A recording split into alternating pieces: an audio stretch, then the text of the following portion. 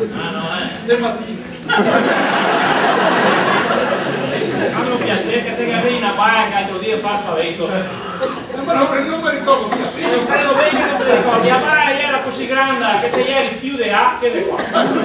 Quanti litri che ne avevi in corpo? Ma se Paolo, non me ne so pagare 4-5, dopo ho perso la contabilità. Nasi che te sei scandaloso che c'è. E tu guarda, quando che ti ho visto darmi tutte che botte a quel povero cavallo, mi sono sentito una voce dentro di me che mi diceva: ah che ne è un piccolo, ah che ne è un fracco, avevo bastoni ma ho perso il lume della ragione, così devo rompere la testa. Paolo, qui infatti ero qua per ringraziarlo se parlo, passa poche me ne sì, mi meritavo dei pivi. Ma no, canetta, mica ho sbagliato darmi sulla testa. Io volevo solo a care sarte a schiena che non capivo, ma il braccio me la guida.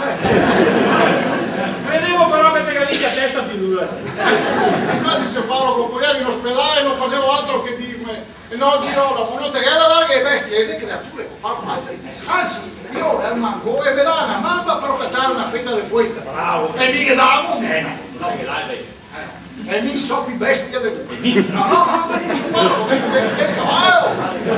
E no, ma piaste male, non si nomina il nome di Drio Ivano.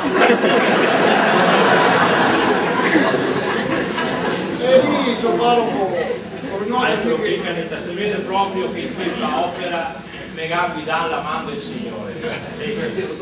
Grazie. Comunque se parlo mi sono venuto qua per dire che uno va ad avere problemi e che sono qua per risolverli, perché che sarebbe di qualcuno che vorrebbe che mi insomma piuttosto di fare vigliacco preferisco farmi dare un altro fracco. E da cosa intendi tu dire? Adesso che cosa che intendo dire se parlo, perché che sarebbe più di qualcuno in paese che vorrebbe che mi andasse a denunziare io dal maresciallo dei carabinieri. Dal maresciallo dei carabinieri? Sì. Ma che sono da me dal maresciallo dei carabinieri? Lui sì, appena successo il fatto o no? Che ho contato tutto par filo e par segno. Il maresciallo è un negadito. L'hanno ammazzato, signor Paolo. No, signor maresciallo. Gallo insultato, fatto schiamato in pubblica piazza. No, signor maresciallo. Soltanto 4 bastonai in croce quasi con forza che tu capisci. Signor Paolo, famo anche 5.